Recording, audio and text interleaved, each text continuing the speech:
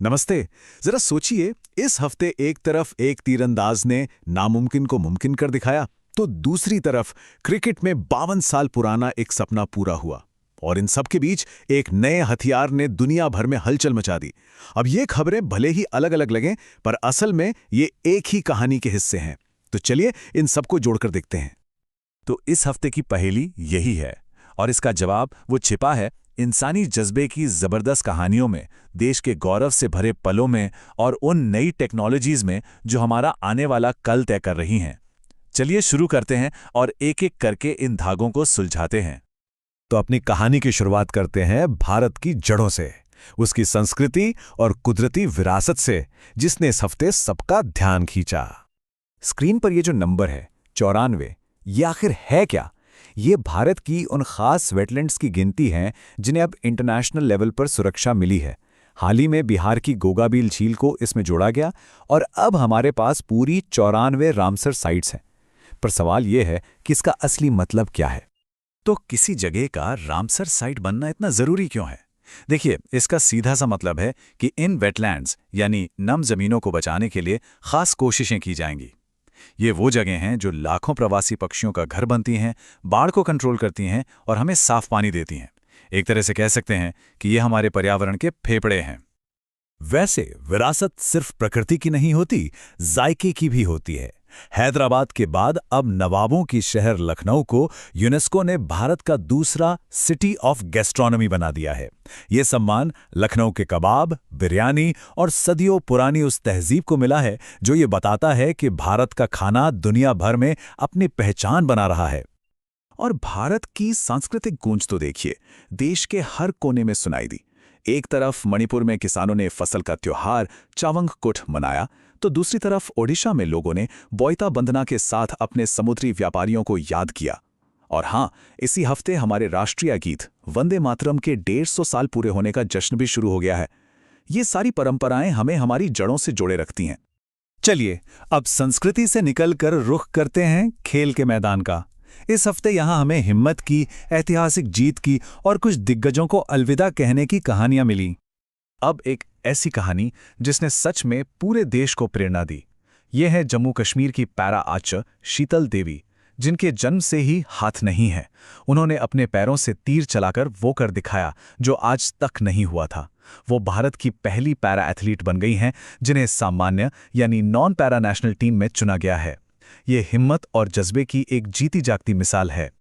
मैदान में एक और सपना सच हुआ। 52 साल, सोचिए, आधी सदी का लंबा इंतजार, 2 बार फाइनल में मिली हार और करोड़ों उम्मीदें, सब कुछ इस एक जीत के साथ पूरा हो गया। 1973 से शुरू हुआ ये सफर आखिरकार अपनी मंजिल पर पहुंच गया है। भारत ने पहली बार महिला क्रिकेट वर्ल्ड कप जीत लिया है। फाइनल में भारत ने साउथ अफ्रीका को 52 रनों से हराया। इस जीत की हीरो रहीं शेफाली वर्मा, जिनकी 87 रनों की पारी तो एकदम गेम चेंजर थी। और पूरे टूर्नामेंट में अपने जबरदस्त ऑलराउंड खेल के लिए Deepti Sharma player of the series बनी। जहां एक तरफ जीत का जश्न था, वहीं इसी हफ्ते खेल जगत ने अपने 2 बड़े दिग्गजों को सलाम भी किया। टेनिस स्टार रोहन बोपन्ना ने अपने शानदार करियर को अलविदा कह दिया और शतरंज की दुनिया में फीडे वर्ल्ड कप की ट्रॉफी का नाम हमारे पहले ग्रैंड मास्टर विश्वनाथन आनंद के नाम पर रखा गया। ये एक बहुत बड़ा सम्मान है। तो खेल और संस्कृति से आगे बढ़कर अब नजर डालते हैं उन ताकतों पर जो हमारा भविष्य बना रही हैं, यानी कि नई टेक्नोलॉजी और दुनिया में हो रहे बड़े बदलावों पर। अब चलते हैं समंदर की गहराइयों में, जहां एक नई टेक्नोलॉजी दुनिया के समीकरण बदल सकती है।